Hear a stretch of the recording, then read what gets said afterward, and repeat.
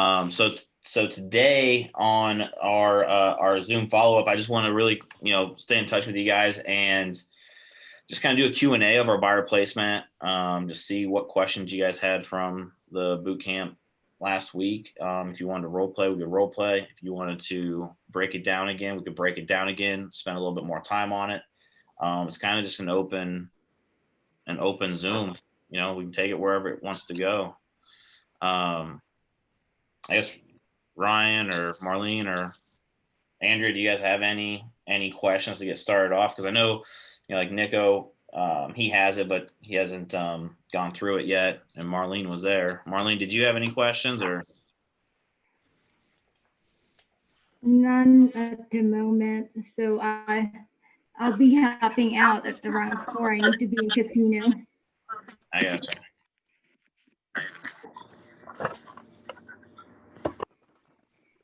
Ryan, Andrea, Seth, welcome, Seth. Thanks for hopping on. I know you're making the car. Hey, bro, I'm driving and I'm still on. No excuses. Ryan, no. Well, then I'll be in and out of this thing. I've got another one on my phone, but all right. We'll start rolling through it, I guess. Yeah, we'll just roll through it. All right, so this will be good, Nico, for you to listen through, and Seth for you to listen through. So really, the biggest thing with this placemat is really to show a couple things, differentiating yourself from the competition of other real estate agents that are potential buyers that are going to be coming across, whether it's open houses or calling off of signs or calling off of websites. So the biggest thing on the front side's this side, is really just breaking down, differentiating yourself from the average agent, and just starting from the top. You're talking about if the buyer makes a wrong decision, whether it's an agent, whether it is a lender that they're using, an inspector, how many deals has fallen through due to the inspector scaring off the buyer. It could end up costing them tens to thousands of dollars in expenses. And as we go through this front side, we're really just kind of creating that doubt into why would they want to have a conversation with another real estate agent. So the average agent only sells 4.1 homes a year. What I would always do is I would always either use, depending on your personal numbers and or if you're on a team, hey, our team, we sold X amount of homes last year, and there's never really a scenario that someone on our team hasn't come across. So I kind of equate this to, would you rather work with a doctor or a surgeon that's doing 4 surgeries a year, or someone that is doing hundreds of surgeries on the same thing every single year? 51% of real estate agents spend less than $500 a year in professional development. Well, through NAEA, I'm a certified home buying advisor. And with that comes continuing education. With that comes masterminding other agents in different markets and understanding what they're doing and how I can implement it into my business here to help you put you in a better position with offer strategy and things like that. 85% of sales agents have no specific certification or designations related to real estate. Like I just said, I am a certified home buying advisor through NAEA, which is the National Association of Expert Advisors. And it just holds me to a little bit higher standard, because in order to get that, there's multiple things I have to continue to do year after year to hold that certification. 90% of home buyers did not have a buyer's agency disclosure presented to them up front. And, in our industry, that's a big red flag, because that's not, if a buyer's agent doesn't disclose that, they're not telling you exactly what the representation is going to look like as me being an agent to you during this process. So part of what we're going to go over today, is our presentation and what I'm going to offer you as a client of mine, but also what this relationship is going to look like and how we're going to do it moving forward. So, and then for you guys to transition from the front side to the back side, through what I always say is through NAEA, they were able to identify 80 different variables that go into the home buying process. And my job is to manage those different variables for you to put you in the best possible position moving forward. And on the other side here, I'm actually going to break those down into the 7 laws. So the 7 laws are the 7 different categories on the backside. Law number 1, expert advice. So then as you guys go through this, you can either get super detailed with it and long-winded, or you can just start picking out, you know, the main things. So law of expert advice, you know, home ownership goals. You know, part of my job is to understand exactly what you want to accomplish with purchasing your home, whether that is timing, if you want to move at, you know, a certain time of the year, your motivation, why are you moving, you know, what do you absolutely want versus what your needs are. You know, I always tell people there's not a perfect home out there, even if you built it. There's always going to be something wrong with it. So as we go through this process, you're going to have to learn, you know, what are you willing to give up and what do you absolutely need in the home. Financing programs, there's plenty of different loan programs that are out there for you. And it's my job to put you in the best possible position, but also you getting educated with my preferred lender on what is the best loan for you. You know, for example, if you're FHA, VA, you know, what does that look like? What does that mean to you right now in our market, and how are sellers viewing those type of loans? Credit analysis. You know, if we're 6 months away from purchasing a home, you know, it's always a great time to get pre-qualified up front, because if we can get your credit score from a 680 to a 740 in the next 6 months, it's going to put you in a better position when we are ready to go down that road. Out-of-pocket expenses. What are you going to have to spend in order to even get to closing? You know, I had a client one time that fully didn't understand that there's costs associated with purchasing the home outside of down payment. I want to make sure that you're fully aware of what those look like. And that way there's no surprises as we go through this process. Home ownership programs. You know, there's different programs that are available to you outside of your conventional FHA, VA for down payments. Market intelligence, what's going on with the economy, what's going on with the real estate market. You know, how fast are things selling? You know, where are interest rates headed? You know, I want to make sure you're fully aware of what's going on there. And then real estate as an investment. You know, personally, myself, I always think that real estate's an investment because the average homeowner is going to be in the house 5 to 7 years. So what's that going to look like for you? Very rarely do we have someone staying in a home, you know, 20, 30 years anymore. So we got to keep those things in mind as we're going through this process. You know, are we overpaying to get this home? And if so, what does that look like?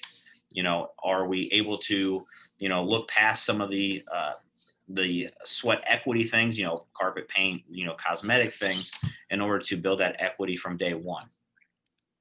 So do you see how, you know, getting the right advice could help you with the perfect home at the right price, right? So at the bottom of every section, you always want to hit that little blue statement, that little blue question.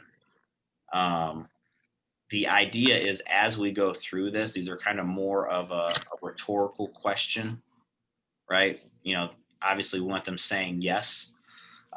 So then just move on to law number 2, future owner responsibility. You know, maintenance costs. You know, are the furnace and AC older? What are the utilities for this home? Like there's certain subdivisions here in our market where the water is a lot higher because of where they're getting, or the water is being sourced from, right? So knowing those types of things and making sure those aren't a surprise after they purchase the home. You know, lawn and landscape maintenance. You know, are you looking to buy a home with land? If so, okay, now you got to think about lawnmowers, weed whackers, all of those things that maybe you weren't thinking about ahead of time. What does that look like? Home warranty. You know, we're going to negotiate for you to have a home warranty in the contract, but you know, the reason why is because that's going to be covered, your mechanicals, your appliances, gas lines inside the residence, water, plumbing inside the residence. And why that's important to you, because my experience is a lot of times there's something that's going to go wrong that first year that you're in the home. And I want to make sure that you're protected so you're not hit with a large out-of-pocket expense. Home inspection. You know, this is to eliminate any potential surprises after moving in. So it's important for you to have a great home inspector. In the state of Ohio, there's not really a license yet for home inspectors. So it really comes down to finding the right knowledgeable person and company that's able to walk you through this process, to make sure that you're fully aware of what's going on with the house.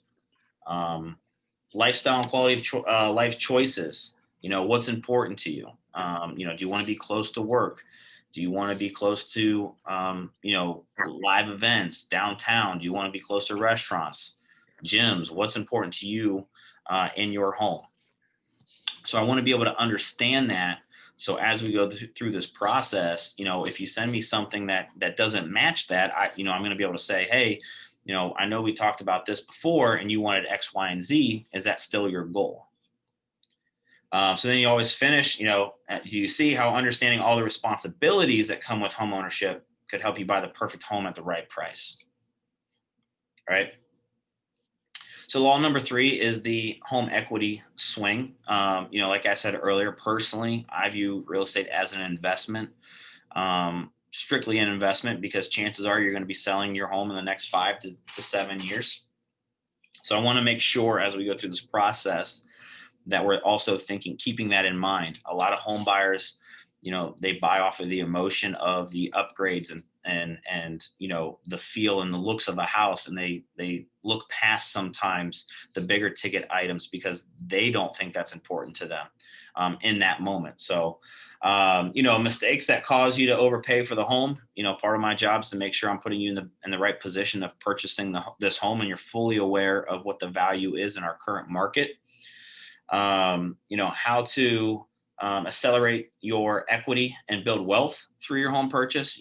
There's certain things that you can do, making one extra payment a year, making double payments a month, doing certain upgrades to the home to help you build that equity. And then building the equity from day one. There's thousands of different down payment programs that are available to you in the state of Ohio. There's OFA, there's things on the state, federal, and local level. And if that's something that's important to you, if you don't have the down payment money, we can look into those programs. So that way we're putting you into a home based off of your terms. So do you see how great it would feel to be able to minimize your acquisition costs at closing and have equity in your home on day one? Yes, I do. Yes, sir. So any questions right now on those first 3 that I just went over for you guys? No, we're all good. We're all No, I good. like it, man. And I definitely understand like how important it is to get their confirmation at the end of everything you say. It's just making sure that you're selling back to them. Yeah, 100%. And Renee on our team, she actually did this via Zoom the other day. She texted me on today's Thursday, Tuesday, and she actually went through this with a potential buyer. So obviously you guys practice. We'll continue doing these things so that way you get more comfortable with it. But you're right. You're kind of asking those questions that you don't necessarily need them to answer, but you want them to say yes to. All right, so moving on. Law number 4, finding the ideal home at the right price. Hidden landmines. There's a couple things that are going to happen as we go through this process. A couple things I'm going to be checking on for you as your agent. Some of those things are going to be, is this home in a floodplain? There's certain parts of places in our market where homes require flood insurance. That could be a big out-of-pocket expense for you. I don't want that to come up day 20 of the purchase contract. I want to know that in advance for you. Any encroachments and easements as we go through this process, the title company is going to do a survey for you. And there we're going to find out if there are any setback lines, any easements, any encroachments. And then getting the clue report. What have been the past insurance claims on that property? We always like to think about this as like a Carfax for your car. We want to understand, has there been any big ticket issues in the past that a previous owner has made an insurance claim on? Lifestyle and neighborhood profile. What's important to you as far as schools? Are schools important to you? Is crime or demographics important to you? Being close to, healthcare or major roads. For me, I moved out to the country a little bit, but I needed to have close access to the highway so that way I could get to the other side of town, under 40 minutes. So, at this point, I really want to understand what's important to you and how do you want your home to fit into the lifestyle you want to live. It's very different, country to the suburbs to urban areas, and what comes with each one of those things. Quality of life, home profile. Are you looking for condo? Are you looking for a single family home? Do you want an old farmhouse?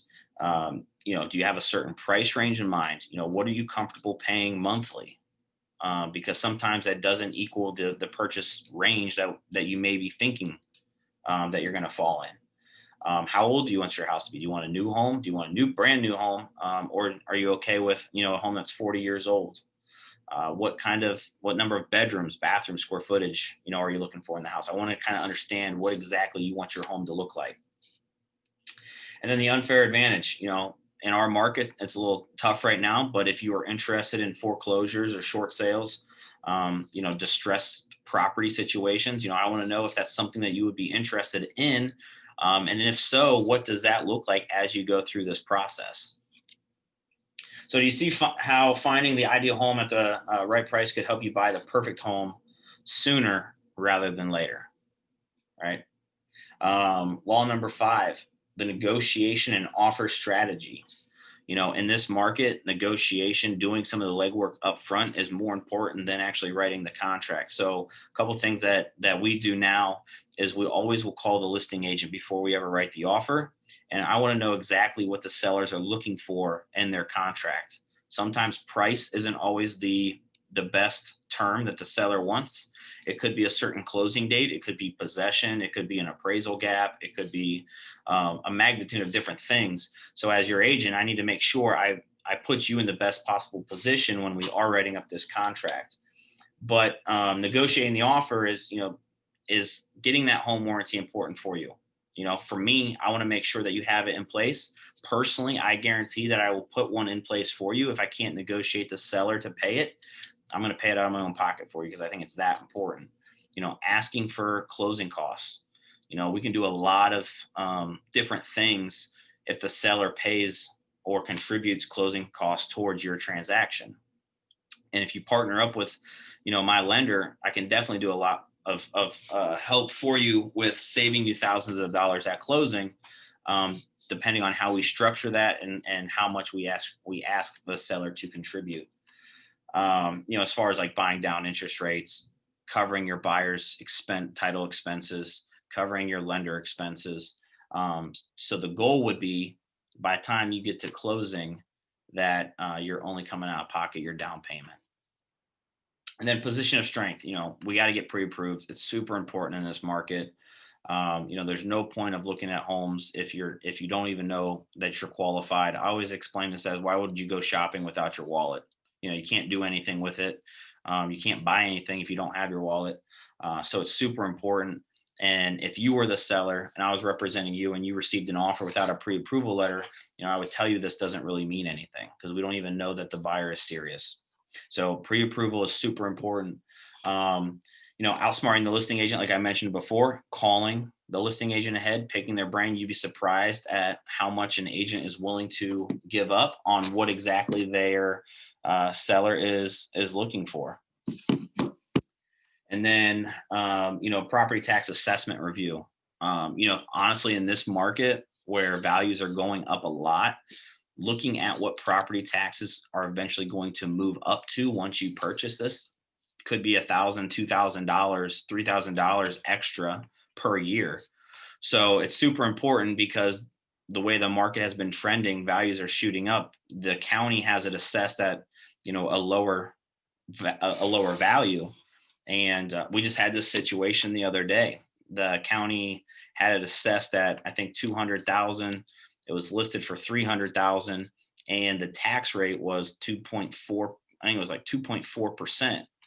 Well, the county had it at like $4,500. And then when you reassess it, it's going to be closer to like $7,000. That's a huge swing in monthly payment because a lender will look at the previous year's taxes in order to qualify you.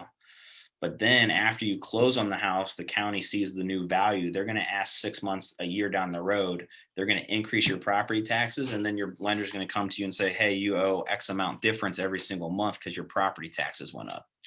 So it's super important that we have those conversations and we understand what that means.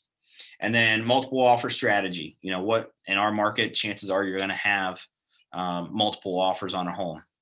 And that's where we really need to sit down and look at what's important to you. You know, there's a couple things that we can do on our end between a dear seller letter, between, you know, providing additional information with our pre-approval letter. You know, if you have big cash reserves, maybe we'll provide a copy of your bank statement to show that you're well qualified. You know, maybe we increase our earnest money amount to make sure that your offer is stronger. Waiving appraisals is very common in our market. You know, is that something that you can do or can't do? Those are things that I need to know about in order to put you in the best possible position when we write this offer to win it. And one of the things I also tell my clients is, you know, sometimes you're going to have multiple offers and there's going to be a possibility to where you may have to go higher than what any of the comparables or anything suggests. So one of the things I tell my clients is, you know, when you're thinking about a dollar amount and there's nothing to really justify where we need to get to, if you absolutely love this house, you know, pick a dollar amount that you are 100% happy and comfortable with when the seller comes back and says, hey, we're going to accept your offer, and make sure that's the same dollar amount that if you don't get your offer accepted, that you're okay with those results. What I don't want to have happen is I come back to you and say, hey, we missed out on this house because of $2,000, or because of, you know, the other buyer was willing to give the seller an extra week of possession, right? Because I don't want you to say, well, John, if I would have known that, I would have done that, right? I want you to give it your very best. So pick that dollar amount, pick those terms that if you get it, if you win, you're 100% happy and satisfied. And if you lose, you knew you gave it your best shot. So do you see how having an expert with the right negotiation and offer strategy could help you get the perfect home at the right price? Yes, yes, yes. Law number 6, closing the sale, talking about buyer concessions. One of the best things, one of my favorite things to do for my client is the 60-day close, to where when you close on the house, you have 60 days of no mortgage payments. Obviously, this depends on your situation and things, but how do we set that up? If you close at the beginning of the month, anytime after the 1st, you'll have the rest of that month and the next month of no mortgage payment. So if we close on the house February 2nd, you'll have the rest of February, all of March of no payments. Your first payment's April. Why is that important to you?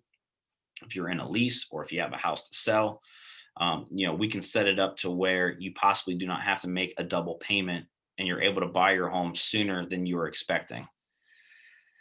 You know, all documents to the lender in a timely manner. We're really just trying to put yourself in the best possible position to make sure we have no hiccups during this process. So having the right expert that understands closing strategies can help you with the perfect home at the right price. And then lifetime vendor relations. You know, this is super important, especially in our market. I want to make sure as a client of mine, you're partnering up with the right people that's going to save you the most amount of money possible, that's going to give you the customer service that you deserve, and ultimately that are going to get you to the closing table, right? Because at the end of the day, you know, if you don't actually get to the closing table, none of this matters.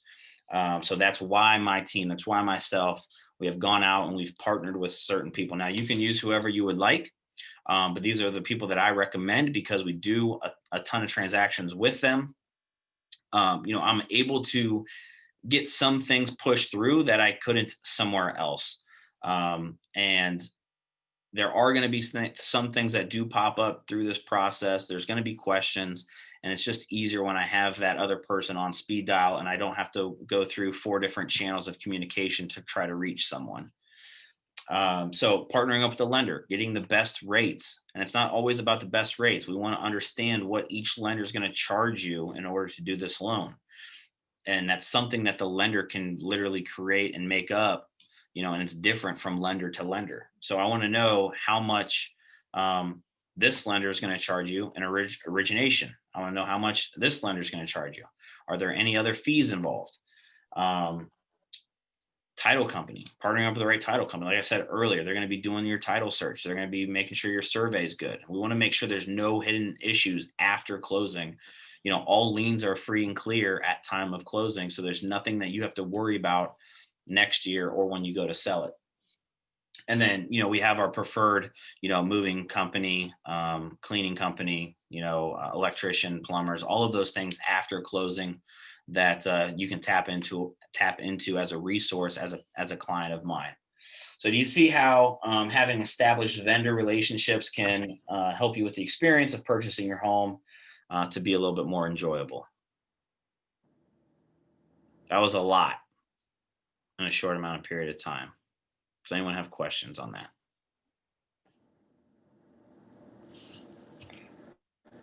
No. No. We're all good. We're all certified home buying advisors. I'm getting there. So one of the things that we're going to get back to, that I'm going to get back to for our team, is making sure I am staying on top of this script to all of our agents, that we start implementing this into our buyers consultations. Next Thursday, we're going to be talking about, which we didn't talk about at the boot camp, is our Buyers Advantage program. And the Buyers Advantage program is going to go over, the process of buying the house. What are those steps? What do they look like? It's going to go over services and guarantees that you're going to offer your clients. So that Buyers Advantage program, in addition to this, is just going to separate yourself from the competition, and that's what we want. Cool. If you guys don't have any questions, I was short and sweet. The next Zoom call is, just so you guys know, hold on, let me see, Monday, 4 to 5 o'clock, and we're going to go over the seller placemat. So between now and then, review it, go through it, and then we'll go line by line. And if we do Q&A or role play or we can do any of that. We got someone hopping on now. Hold on, let's see. Jeff, welcome. Hey, how are you? I'm doing good. So we made it through the whole buyer's placemat already, but do you have any questions or anything that you want to go over on the buyer's placemat? Not at this time. I just saw that I was missing the meeting. I thought I'd tune in and see what everybody was talking about. Cool. Yeah, we were just getting ready to wrap up. No one really had questions. This one was a little light compared to Tuesdays, but Monday, I was just telling them, Monday at 4 o'clock, we're going to be doing the listing presentation, the listing placemat. Oh, okay. And then next Thursday, we didn't do this at the boot camp, but there's something called the Buyers Advantage program. It's something that our team uses, and I want to fully explain that. I believe that's next Thursday at 4 o'clock as well. Okay. So definitely mark your calendars, and we'll do better. I don't think Andrea sent out the reminder email today, but I'll try to send out a reminder email Monday morning to everyone. All right. Well, I've been just swamped at the office all week, so I'm just catching up with things. So. Hey, being swamped is a good thing, right? Being busy is good. Well, yeah, I guess. Awesome. Well, if you guys don't have anything else, I won't hold you up. Good? All right, man. I appreciate it. All I'll right. see you soon. All right. See ya. All right, thanks.